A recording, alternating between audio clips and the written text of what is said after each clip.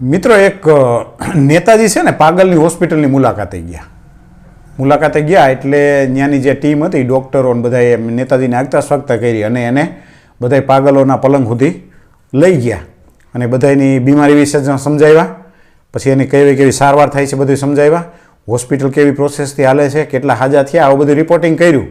નેતાજી બધા પાગલને પ્રેમથી મળ્યા અને પછી બહાર નીકળ્યા.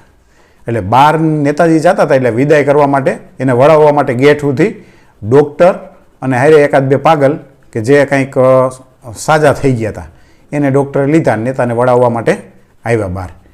હવે બહાર જેવા આવ્યા ને તો નેતાની ફોર વ્હીલ પડી હતી ને એ ફોર વ્હીલને ફરતે ડ્રાઈવર આટા મારે.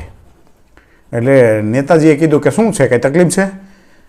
તો કે તકલીફ તો બીજી કંઈ નથી, પણ આ એક આગળના ટાયરમાં છે ને ચારે ચાર નટબોલ ખુલીને ક્યાંક પડી ગયા છે, એટલે હવે ગાડી નહીં હાલે, કે ટાયર નીકળી જાય, આખું વ્હીલ નીકળી જાય. એટલે નેતાજી કે આ એ તો અકસ્માત થાય કે તો નો. તો ડૉક્ટર કે એક કામ કરો, મારી ગાડી લઈ જાઓ. તો નેતાજી કે ના ના એ કંઈ નથી કરવું એમ કરતા હતા.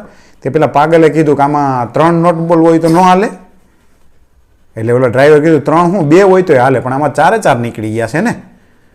એટલે ઓલા પાગલે શું કીધું, એ કે એક કામ કરો, ઓલા 3 વ્હીલ છે ને એમાંથી એક એક બોલ કાઢી લ્યો અને આની અંદર ચડાવી દો, એટલે ચારેય વ્હીલમાં 3 નટ થઈ જાય બોલ, એટલે તમે ઘરે પહોંચી જાઓ.